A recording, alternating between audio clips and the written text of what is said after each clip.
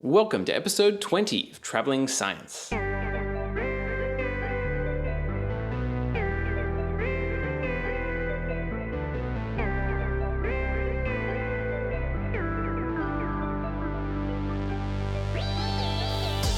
G'day legends, welcome back to Travelling Science, the podcast that's sharing science with the world.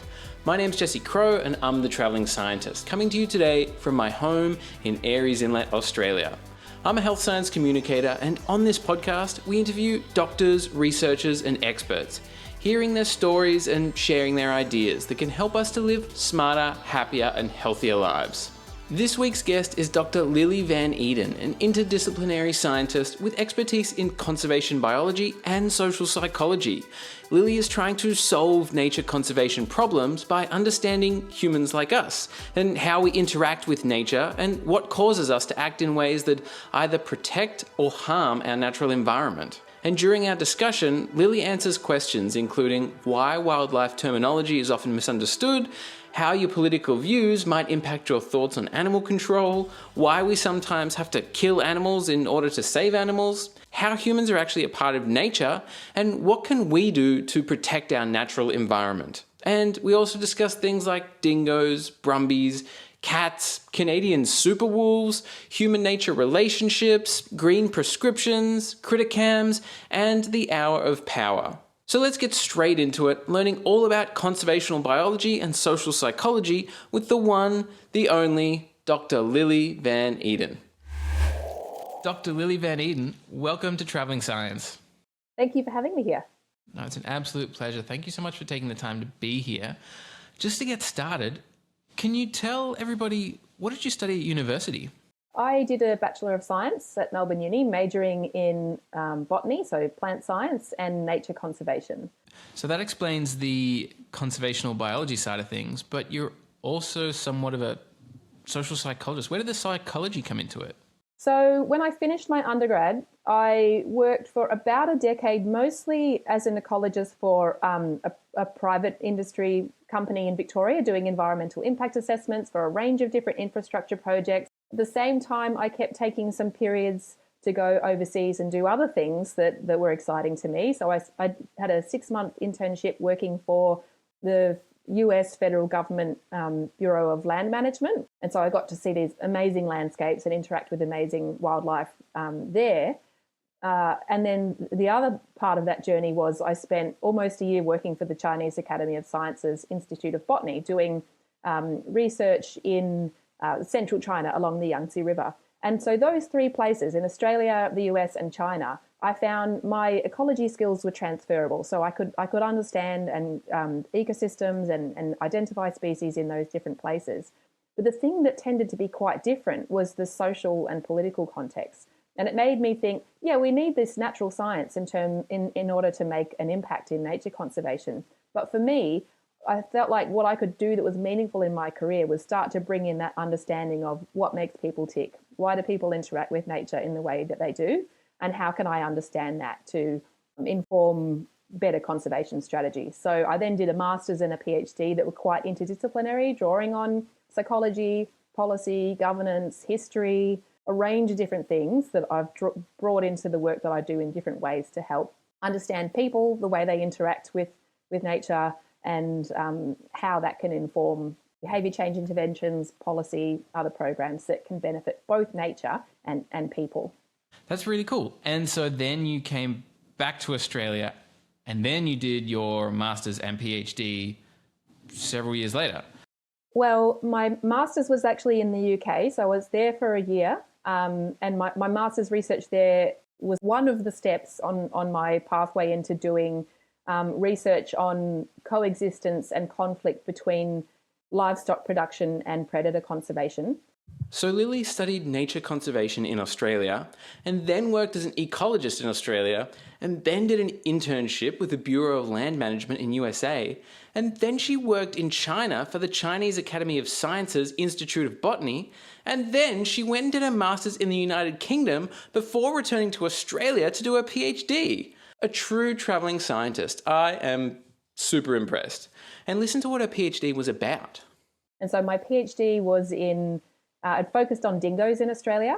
But I also spent some time in the US. There's been a lot of work done in the US and Europe on human-wildlife conflict surrounding the return of wolves. So wolves have been returning to places in Europe and North America from which they've been eradicated for a long time. And so that's creating these new social tensions. Yeah, on top of that, it's also a really political issue. And so that was some of the work that I did in the US, was we looked at how I was based at University of Washington in Seattle in Washington State. And so wolves have been coming back into Washington over the last few decades to the last 100 years. I'm not sure exactly how long.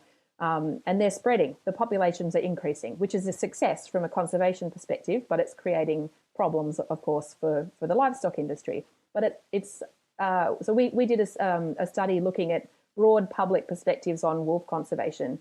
And so we looked at to the extent to which people living in Washington were supportive of wolf conservation, and also to what extent they value the ranching community as an important part of culture within Washington, so cattle farmers for the most part.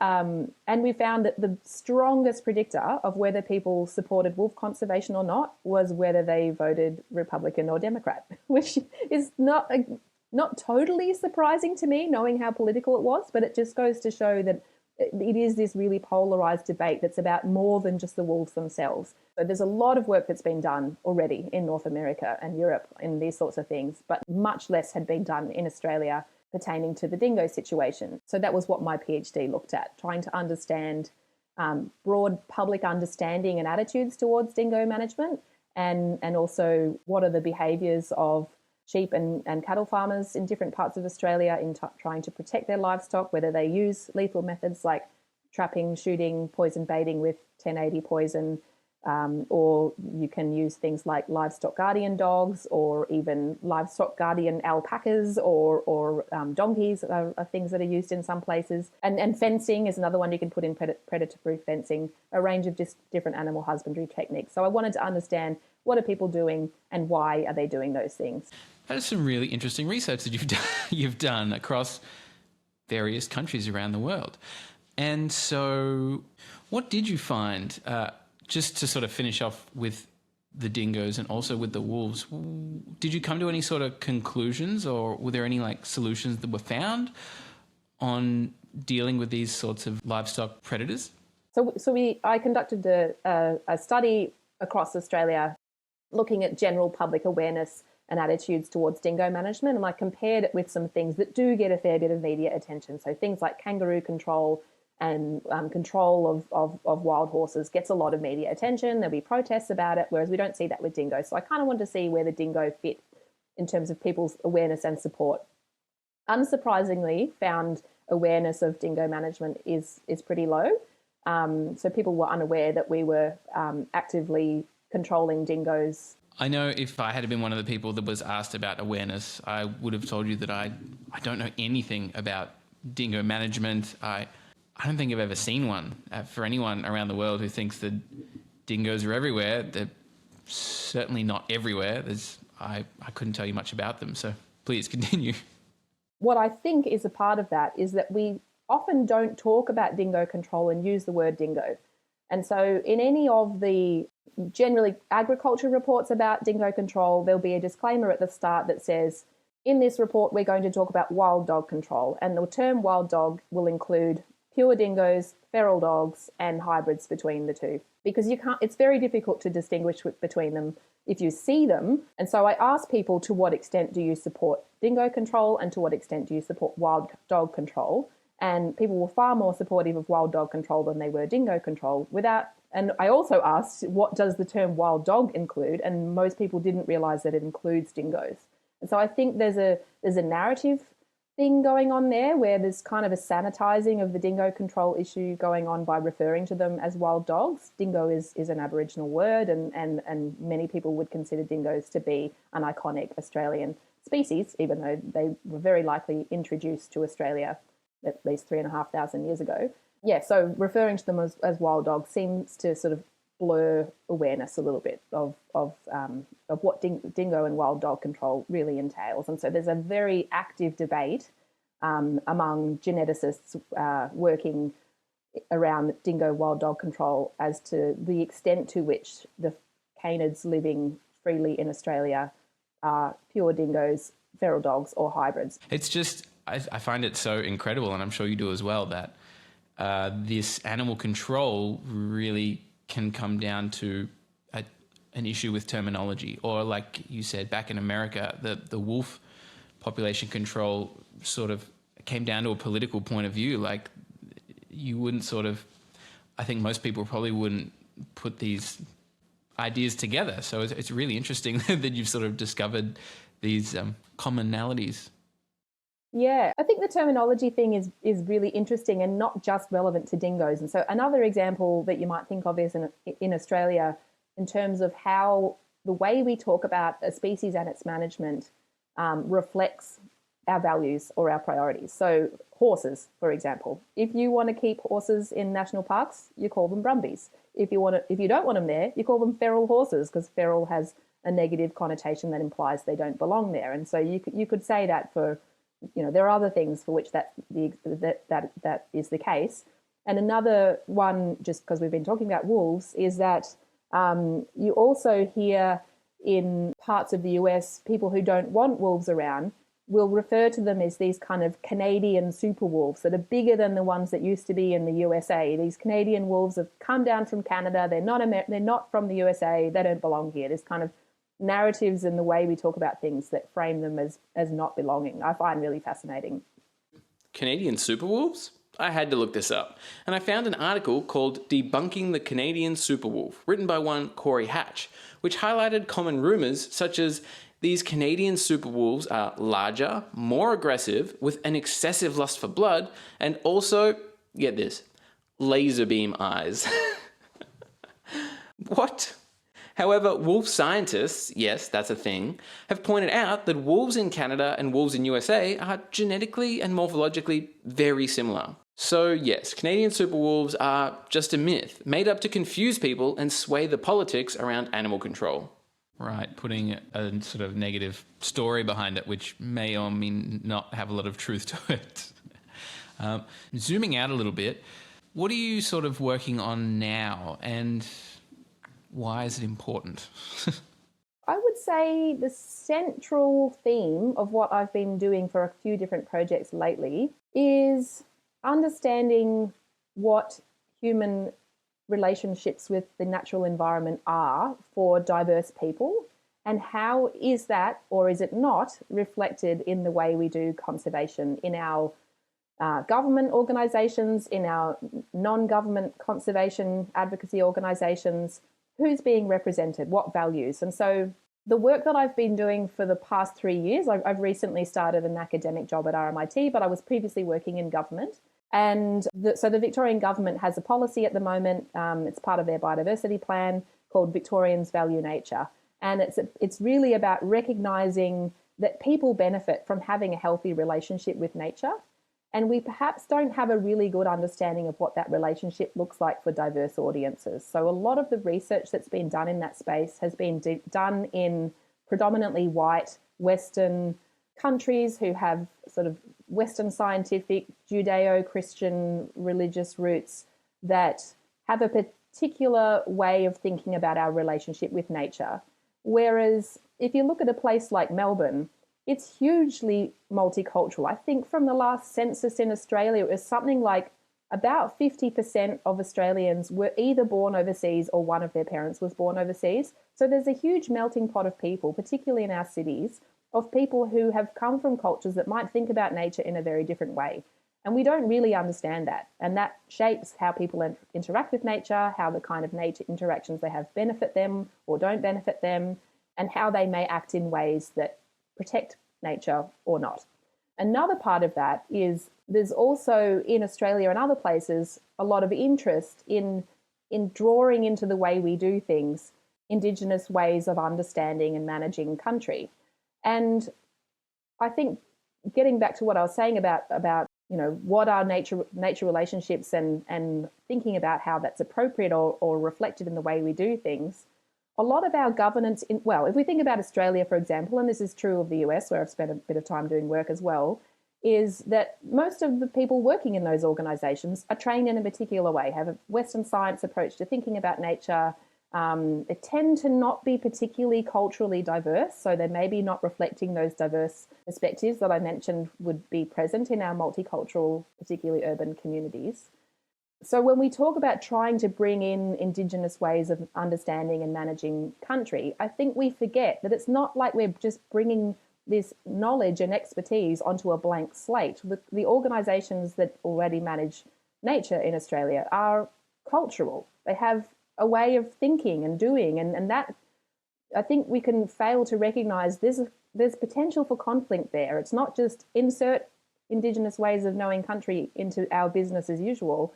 It really challenges us to rethink what we mean when we talk about nature and what we mean when we talk about conserving biodiversity. And so I think that's going to be a really interesting place to see what that looks like going forward. How can we respectfully and meaningfully leverage traditional custodians' approaches to managing and caring for country, given the existing colonial legacies of our government agencies? So I'm really interested in that space and understanding diversities of interactions with and ways of understanding nature. And I'm trying to apply that in a few different projects that I'm working on.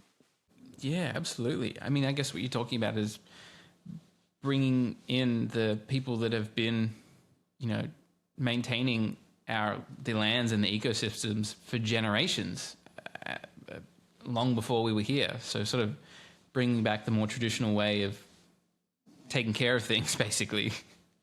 Yeah. And I guess maybe I'm mindful in the language that I use all the time is that I'll often say things like human-nature relationships or human-nature interactions. And I feel that I shouldn't say that because it sort of implies that humans are not part of nature. And of course we are. And I think that's one of the things that's missing in the way we approach things is that we see nature as this thing that's out there, whereas we are nature. Nature is within us. Nature is all around us. Nature is not just in national parks. It's in your homes. It's in your backyards. It's all around us. And I think that's something that we should. Well, I keep challenging myself to reconsider in the work that I do and the way I talk about my work. Absolutely, nature is all around us, and it's super important. Being in nature is super good for people's mental health, and a lot of people that live in big cities and might be struggling or stressed with their job probably just need to go get out of the city and get a little more in touch with nature. I think that's something that can definitely help people. Yeah, or not get out of the city because there is nature in the city. You've just got to find it. Totally. And so I maybe just on that note, something that I'm really interested in, and there's a lot of work going on with in other parts of the world, New Zealand and the UK, I think a bit more active in this space than Australia, but is the idea of green prescriptions or social prescriptions. And it is that idea of harnessing the well-being benefits of being in nature to address mental and physical health issues. So maybe instead of or in complement to your existing medical prescriptions or solutions for dealing with those mental and physical illnesses is prescribing that people spend meaningful time in nature, connecting with nature, because there's really good evidence that it does address things like loneliness, address things like depression, mental health issues, and is good for our health. And it, depending on how you engage in nature, can also be good for building community cohesion. I love this concept. So green prescriptions were officially developed in New Zealand in the 1990s. And it's when your doctor or healthcare professional basically says, hey, just go and frolic in nature. That'll fix what ails you. Turns out it actually does. And a recent study titled Health Effects of Green Prescriptions, a systematic review of randomized controlled trials, looked at 31 different studies and found that in a majority of cases, simply being told to go outside was successful in improving psychological well-being and cardiometabolic health. And I'm pretty sure it was Hippocrates who said nature itself is the best physician. And he said that over 2,300 years ago. Now, to be fair, physicians are probably a little better now than they were in ancient Greece, but still, nature's pretty good. Yes, certainly. Just to clarify, when you say nature within the city, you're talking about like local parks and local sort of bushland areas, things like that. Yeah. If you have a backyard or even, I think people can. COVID, we actually got some data on this as well. I don't know the numbers off the top of my head, but we asked people in these surveys we were conducting, did you find a new nature place in your neighbourhood during COVID? And a lot of people said yes. They discovered that there was a, maybe perhaps somewhat degraded creek line not far from them that they'd never been to before. And now they're going there, and during COVID at least, there were, people were there in droves discovering these new places that you wouldn't have sought out if you hadn't had the motivation to, due to lockdown, having to find everything within your 5-kilometre radius if you were living in Melbourne. Yeah, we were kind of forced to be like local tourists. Yes, exactly. Yeah. So there may be those nature places in your local area that you haven't discovered yet. Totally. What are some of the changes that you would like to see in the general, like, are there some big things that you'd like people to start sort of acting on to help improve the human-nature relationships that you're talking of? Like, is there anything that we can do? The direct answer is, I guess, around how you are as an advocate. And I mean that in the sense of, it could be, who you vote for. You vote for the party that prioritises conservation, or it could be, the consumer choices that you make. And maybe you buy particular brands of things and then you discover what they're doing is not great from an environmental perspective. You can change your purchasing behaviours, or you can let that company know you're not happy about it. So be an engaged advocate, I guess, is one thing. Yeah. I spoke with a marine biologist, Alex Thompson, and she said that every dollar you spend is like kind of voting. So if you're spending money on certain products, certain big businesses that maybe aren't so great, you're supporting that company, and thereby, finding alternatives, better companies that are better for the environment and, not testing on animals, things like that. Just by buying from those companies, you're supporting better companies. And so, every dollar really counts. That was episode 12, Amazing Algae Technologies, with marine ecologist Dr. Alex Thompson. And if you want to learn more about protecting our planet, as well as how to make carbon neutral beer, definitely check out that episode of Travelling Science. But for now, what else can we do to improve our interactions with nature? So I guess my broader answer was going to be just being more nature aware. And so that's kind of the philosophy around some of the research I've been doing, especially in my previous role in government, was that there's some evidence to suggest that people who are connecting with nature, noticing nature, spending meaningful time in nature and being aware of what's around them, and maybe noticing the changing in the seasons, in the vegetation around you and things like that. People who have that connection with nature are more likely to act in pro-environmental ways. And so spend time in nature, notice nature, learn about nature, share those experiences with other people, and build a community of people who are connected with, in contact with, and care about nature. I love that. I think that's really good advice, to just appreciate nature a little bit more. I think that can benefit individuals and can also lead you to make lifestyle changes that can benefit our ecosystems, nature in general. What do you hope to achieve in your work? Do you have any big goals you're striving for, or doing a little bit every day to try and help out?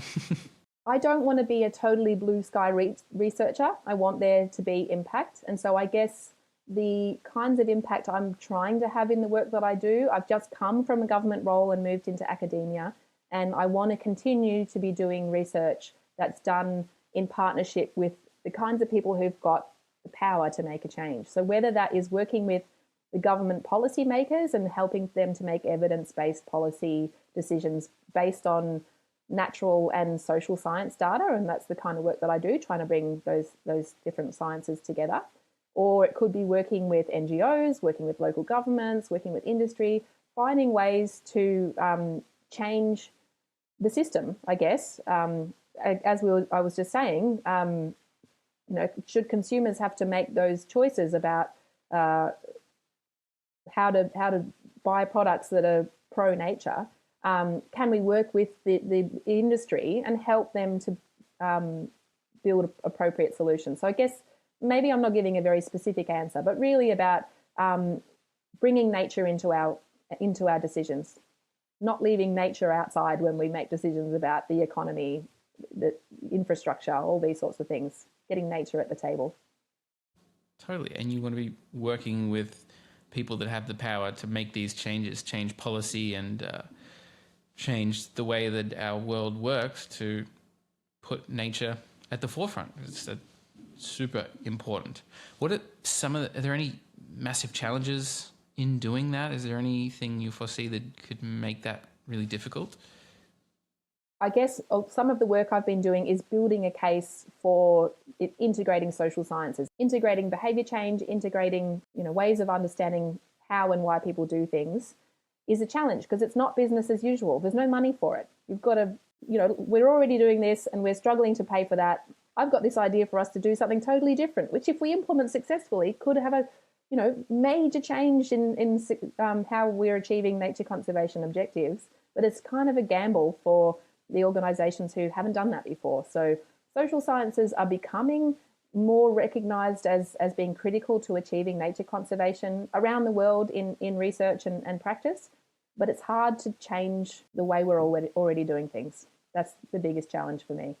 Yeah, tricky. Stepping out of your work for a moment, what do you do in your spare time when you're not working on social psychology and nature conservation? What do you like to do?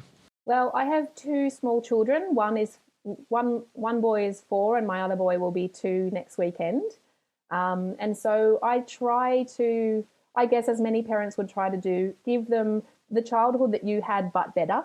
So as I said, I grew up in the bush, and so I try and get my kids into nature, and they hugely benefit from it. Like we've just spent a week camping on the south coast of New South Wales, and they just love it. Like they just run onto the beach and want to get their clothes off and run around nude and roll around in the sand. And you see how much it benefits small children. And we as adults benefit from that too. I don't usually take my clothes off and run around in the nude at the beach, but maybe I would feel as good as my kids do if I did that too.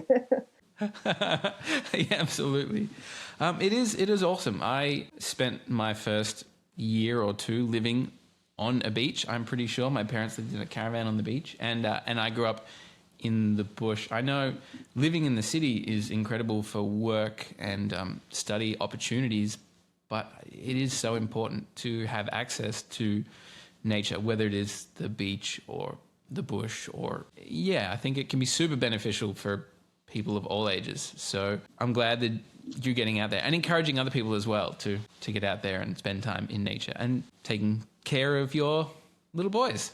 Do you have any daily rituals that you swear by? Anything that you've got to do every day? They're bad ones, I think, that I should get out of, like drinking too much coffee and looking at my phone too much. But I would like to say, as an academic, that I start out my day with an hour of just writing. I don't do it every day because you get absorbed by all the admin and the emails. But yeah, that's something I'm trying to get back into, having that hour of power where you just start your day while the creative juices are still flowing before you have to top up with caffeine again. This is another concept that I'm obsessed with. But if you Google Hour of Power, it comes up with some weird religious YouTube channel. So don't do that. And if you Google Power Hour, it's just a drinking game. Don't do that either. You know what? Don't Google anything. Just listen up. A great way to start making some progress in whatever you're working on is to just pick a time every day. And for 1 hour, just read, write, or work on whatever needs your attention the most. Put your phone away, don't open your emails or social media, just get stuck into some important work for a solid hour of power. Totally. That's the same. That's also something that I really want to do. I keep reading and hearing everywhere that the best thing you can do is write, 5 pages a day, 1,000 words a day. And this is where so much idea generation and inspirational stuff comes from. And just getting those thoughts and things out of your head and down onto paper is so good. And I'm like, I got to start writing. And it's just so many other things can come up and make it really tricky. But we can all endeavour to do a little more writing. Do you have any book recommendations or perhaps movie recommendations for anyone who's interested in your work and would like to perhaps learn a little bit more about? One book that's been quite influential to me, which will come as no great surprise given I work in nature conservation, is David Attenborough's autobiography, which I think is called Life on Air.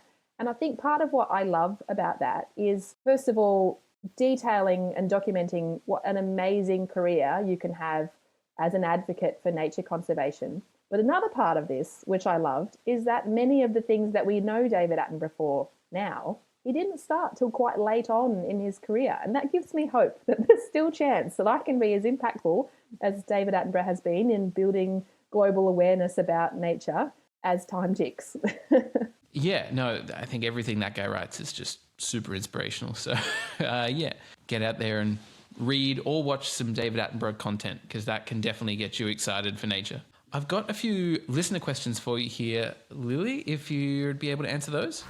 But before that, each week here on Travelling Science, we make a donation to a charity of the guest choosing. And this week, Lily has chosen to make a donation to the Australian Conservation Foundation, which focuses on influencing governments and businesses to make changes that will protect our natural environments and help them to thrive into the future.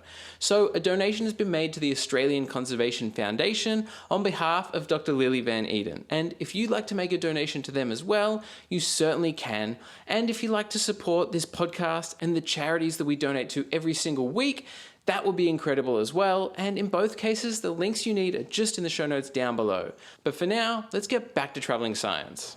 My Shell was wondering about something you were speaking about a bit earlier. Why do humans have to kill animals as part of conservation? It sounds a bit counterintuitive. Can you explain that at all? I'll give two answers. One is that when we talk about nature conservation, I guess as I was saying earlier, is that it's about culture, it's about values. And I think as a society, we decide what we care about. And there will be diversity within that. Different people in society will have different priorities for land management, but we know that Australians are generally really proud of their national, our flora and fauna. We have really unique flora and fauna that don't exist anywhere else in the world. And we've also got a really appalling record for species extinctions. We have the highest rate of terrestrial mammal extinctions in the world. And so I guess in particular context, we will decide that in this place, we value this threatened bettong, bandicoot, quoll, whatever it is, over cats, for example. And so in those cases, we decide that it's justified that we control cats to benefit the existence of a species that might otherwise disappear from the planet. But it is really complex, and I totally understand that people have discomfort with that.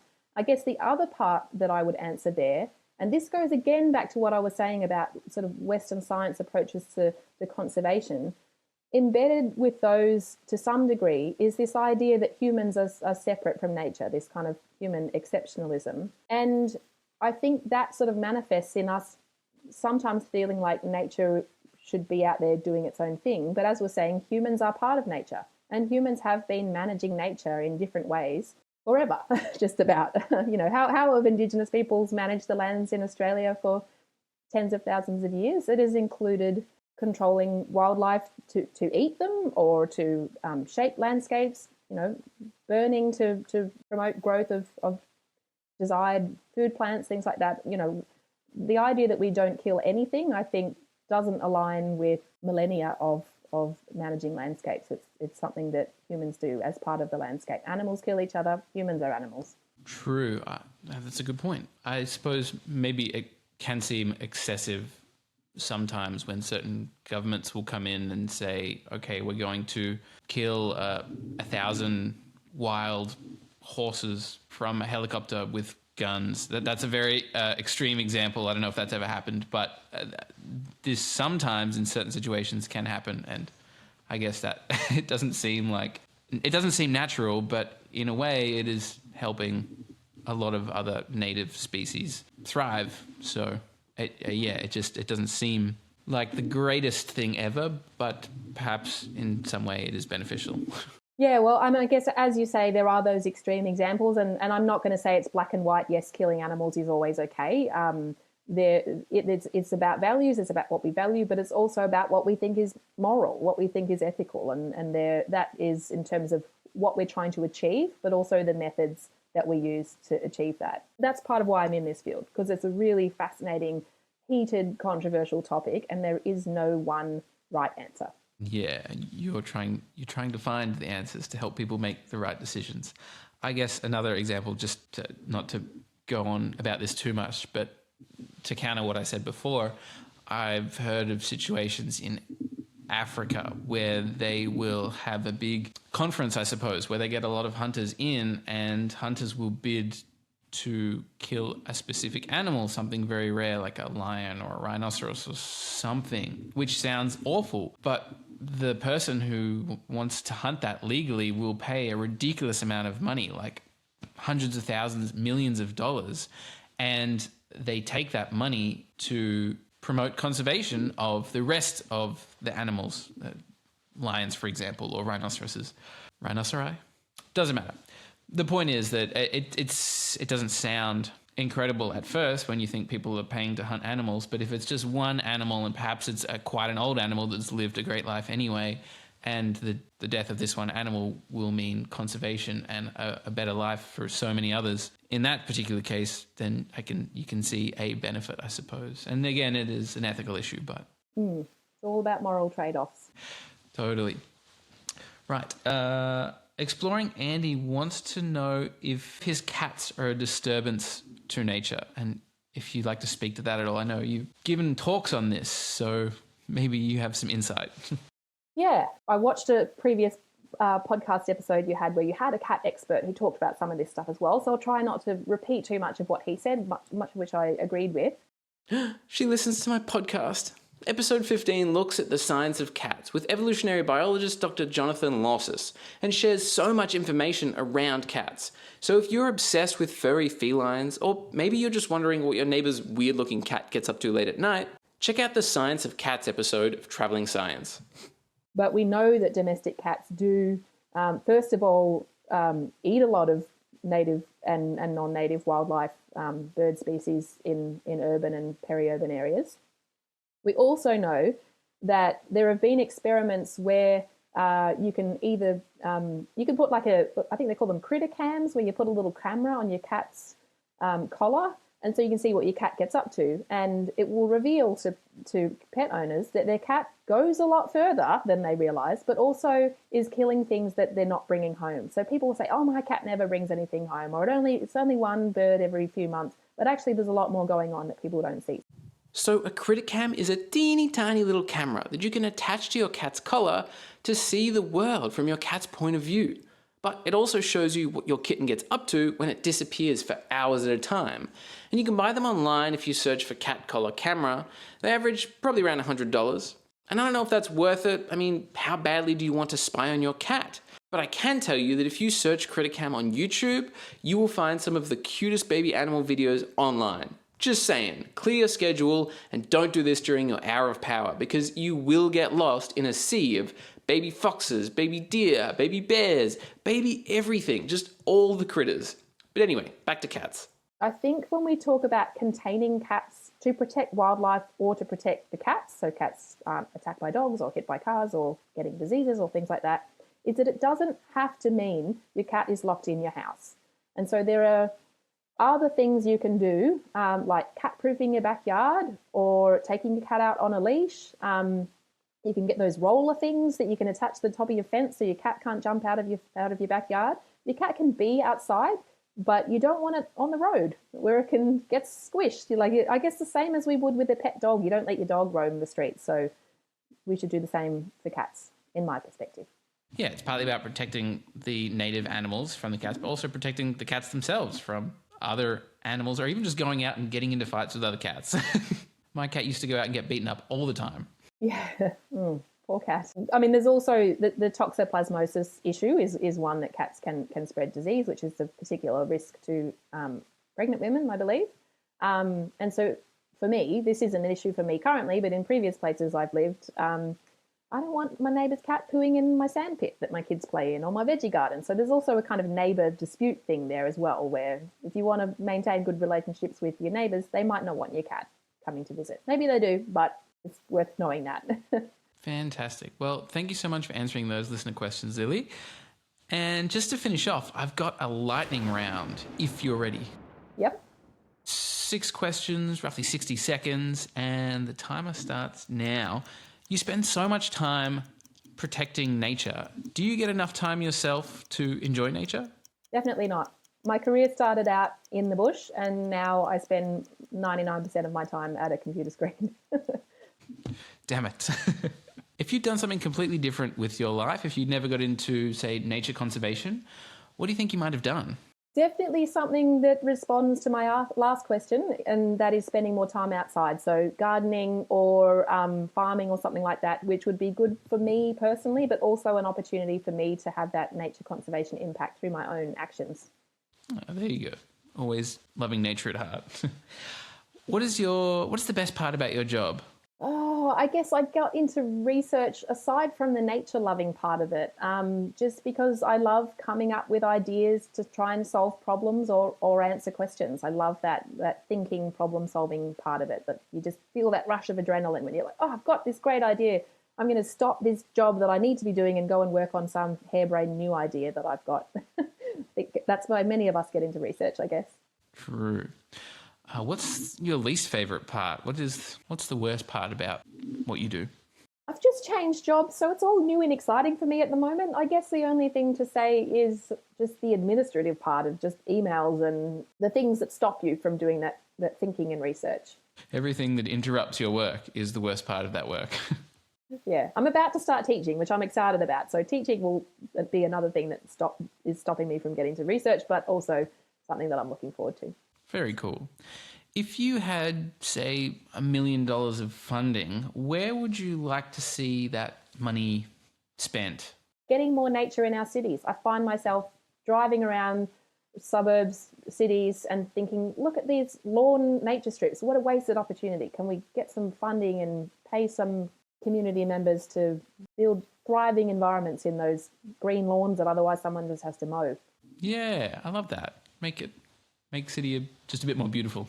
You've done a lot of research in different animal and plant species. Do you have a favourite species that you love working on? I get drawn to the controversial ones because they're interesting from a research perspective. So that ends up being things like dingoes and wolves and deer and horses and kangaroos and all the other things that are embroiled in controversy. That tends to be where I get drawn to from a research perspective. But in terms of things that I just, appeal to me because they're cute or beautiful or whatever, I don't know, there's too many. That's just about diversity of life. That's why we get into nature conservation. It's a very typical answer for a conservation biologist. All of them. Yeah, no, sorry. Fantastic. Lily van Eeden, thank you so much for coming on Travelling Science today and telling us all about your incredible work. I think what you've done is absolutely amazing, travelling around the world and just doing so much research into not only figuring out what we can do to protect our ecosystems, protect nature, but also how we can teach people more about the world, get people more into nature and helping protect our planet and our world. What I'm trying to say is everything you do is just incredible, and thank you so much for being here today to share your story. Just to finish off, considering everything we've discussed here today, perhaps you've got one final piece of advice that you'd like to share with our listeners, maybe something that they can take home and act on today to improve their lives in some way. What would your final piece of advice be? Yeah, okay. I'm going to go with something pretty tangible, and it's all around noticing nature, getting into nature. The first one is find out what's going on in your local area. There will be community volunteer groups who are trying to revegetate, planting trees, cleaning up an area, creating habitat. They'll be out there. There's a Victorian government database that maps volunteer communities doing environmental work. There'll be something going on near you. You can join them if you're interested and decide on the level of commitment that you want to have. The other one that you can do on your own is technology gives us better access to nature and knowledge. And so there are lots of apps that you could use to get to know nature and to notice nature more intentionally. One that I really like is called iNaturalist. And so you download it, you take a photo of, for me, it's mostly invertebrates, but it can be plants or any animals. I will find a spider in my garden, take a photo of it, upload it to iNaturalist. The algorithms give me a magical estimate of what they think the species is if I don't know myself. So you upload it with some information about what you've found and where, and then a community of experts will then, in the coming days, weeks following that, check it and tell you if that identification was right. And so for me, it's been a great opportunity to actually learn what these little critters I see in my garden and in my house are. I've learned lots of new things, and it's about being part of a community who share knowledge, and it prompts me to notice and pay attention to the awe and wonder of what's in my surroundings. So there you have it, legends. That was Dr. Lily van Eeden, conservational biologist and social psychologist, bridging the gap between these two scientific fields in order to better understand why humans treat nature the way that we do, and to help us make changes that will positively impact our environment. Lily mentioned an application at the end there called iNaturalist, and I feel like this is the app that I've always wanted. You know, when you see like a plant or an animal or an insect, and you're just like, what the hell is that? Maybe you thought there should be like an app that identifies this thing for me. Well, there is. It's called iNaturalist. It's free. Get it now and start exploring the nature around you. And if you want to do more, make sure that you're voting for politicians that place a high value on the environment. Make sure that the products you're purchasing aren't harming the planet. And consider getting more involved in your local community and doing stuff like planting trees, creating gardens, or even just joining a walking or hiking group. Anything that you can do to improve your relationship with nature and encourage other people to do the same will really help to remind everybody that nature is all around us. We are a part of nature, and we need to do everything we can to protect the environment and to help wildlife thrive, because that is going to improve our world in so many ways. And for more information, you can follow Dr. Lily van Eeden on Twitter and LinkedIn, or you can check out her website, lilyvaneeden.com, and all of those links are in the show notes just down below.